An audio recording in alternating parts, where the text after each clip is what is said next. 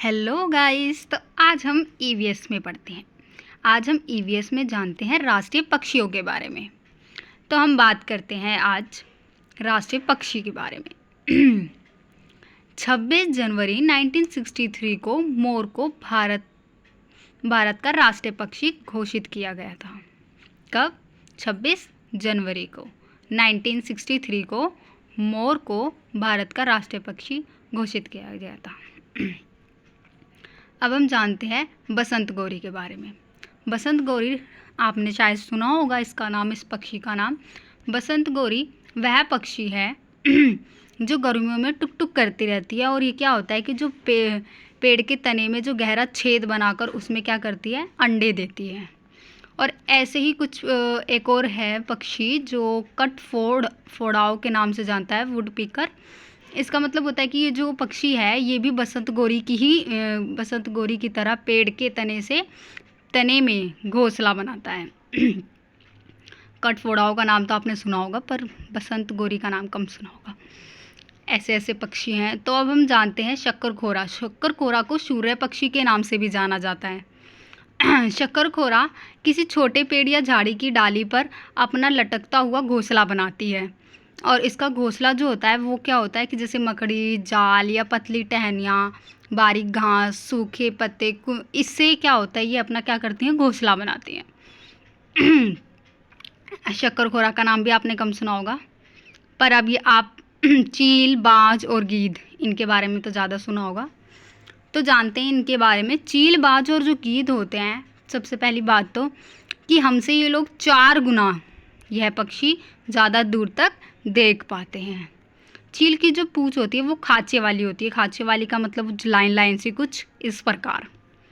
गिद्ध मरे हुए जानवरों को खाकर, जो गिद्ध होता है वह मरे हुए जानवरों को जहाँ खाता है वह जगह एकदम साफ कर देता है खाकर अच्छे से। और कहा जाता है कि इनको यह आकाश में बहुत ऊंचाई पर उड़ते हैं ये लोग। जमीन पर पड़ी हुई कोई भी चीज़ किसी चील को 1 से 2 मीटर की दूरी से दिखाई दे जाती है। ठीक है, चील को। अब हम जानते हैं दर्जन चिड़िया के बारे में। आपने इसका नाम सुना ही नहीं होगा ज़्यादा से ज़्यादा। तो इसके बारे में जानते हैं। इसके नाम से ही आप अंदाज़ा लगा सकते हैं कि ये जो चिड़िया है वह क्या करती है कि अपनी जो नुकीली चोंच है उनकी मदद से पत्तों को सिल लेती है। और सिलने के बाद क्या करती है, उनमें वह अंडे देती है। इसीलिए इसे किस नाम से जाना जाता है? दर्जन चिड़िया के नाम से जाना जाता है। तो आपको इसे याद करने में तो कोई मुश्किल होगी ही नहीं। तो अब हम जानते हैं वीवर पक्षी के बारे में। वैसे इनके बारे में याद करना कोई इतनी मुश्किल बात नहीं है। अगर एक बार आप पढ़ लेंगे तो ईजिली आप याद कर सकेंगे। वीवर पक्षी के बारे में जानते हैं। वीवर पक्षी क्या होता है, मतलब कि जो नर वीवर होते हैं ना, वह क्या होते हैं, वह घोंसले बनाते हैं, अपने अपने घोंसले बनाते हैं। और जो मादा वीवर होती है वह देखती है कि कौन सा घोंसला अच्छा है, उन्हें जो घोंसला पसंद आता है फिर उसके बाद वह उसमें अंडे देती है। वीर पक्षी में यही बताया गया। तब हम जाते हैं कलचिड़ी इंडियन रोबिन, जिसके हम जानते हैं इस पक्षी के बारे में। इसका भी नाम आपने सुना ही नहीं होगा। कलचिड़िया पत्थरों के बीच अपना घोंसला बनाती है। इनके घोंसले में पौधों की नाजुक टहनी, जड़ें, ऊन, बाल। ज़्यादातर पक्षी कुछ इसी प्रकार अपना घोंसला बनाते हैं क्योंकि उनको ऐसी ही चीज़ें मिलती हैं। और क्या होता है, यह छोटे छोटे कीड़े खाती हैं और इनकी जो चोंच होती है वह अंदर से लाल होती है। अब हम जानते हैं मैना के बारे में। मैना के बारे में ज़्यादातर तुमने ये तो सुना ही होगा कि मैना जो होती है वह झटके से अपनी गर्दन को आगे पीछे कर सकती है। ये आपने देखा भी होगा। अब हम जानते हैं उल्लू के बारे में। उल्लू अपनी गर्दन को आगे पीछे घुमा सकता है ईजिली, और ये तुमने देखा भी होगा आई थिंक। और इनकी जो आँखें होती है वह हमारी तरह ही होती है, उल्लू की आँखें। अब हम जानते हैं कौवा के बारे में। इन पक्षियों के बारे में तो आपने सुना ही है और देखा है, और शायद इनके बारे में आप लोग ज़्यादा कुछ जानते भी होंगे। कौवे के बारे में हम जानते हैं। कौवे जो होते हैं वह घोंसले में किसी भी तरह का घोंसला बना लेते हैं ज़्यादा से ज़्यादा। आपने देखा भी होगा कि लोहे की तार हो, लकड़ी की टहनियाँ हो, जैसे चीज़ों से भी इनके जो घोंसले होते हैं वह बना लेते हैं। ठीक है।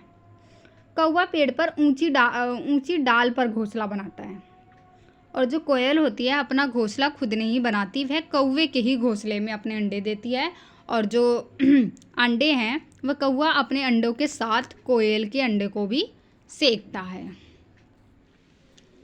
गौरैया के बारे में हम पढ़ते हैं। स्पैरो, गौरैया। ज़्यादातर वैसे तो मैंने ऐसा सुना ही है, पर ऐसा है कि गौरैया जो होती है वह अलमारी के ऊपर और वह आईने के सामने अपना क्या करती है, वह घोंसला बनाती है। गौरैया वह पक्षी है जो दिल्ली में सामान्य रूप से दिखाई देती थी, परंतु अब इस चिड़िया के बारे में जागरूकता बढ़ाने में एक विशेष दिन मनाया जाता है, क्योंकि शहरीकरण के कारण यह दुर्बल हो गई है।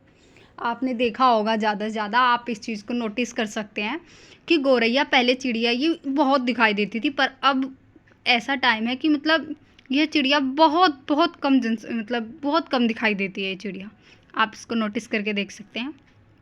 अब हम जानते हैं कबूतर के बारे में। कबूतर पुराने मकान या खंडहर में घोंसला बनाते हैं, और कौवे, गिलहरी, बिल्ली और चूहे क्या होते हैं, मुँह को दिखते ही सोचते हैं कि इनका जो घोंसला है वो तोड़ दें। कई बार घोंसले तोड़ भी चुके हैं वैसे ये। ठीक है, तो आप ये लिख भी सकते हैं, ये नोट्स ज़्यादा मुश्किल नहीं है, और यह सीटेट में पूछे जाते हैं ज़्यादा से ज़्यादा। So thank you for watching this video. सो अब मिलेंगे अगली वीडियो में। Bye bye.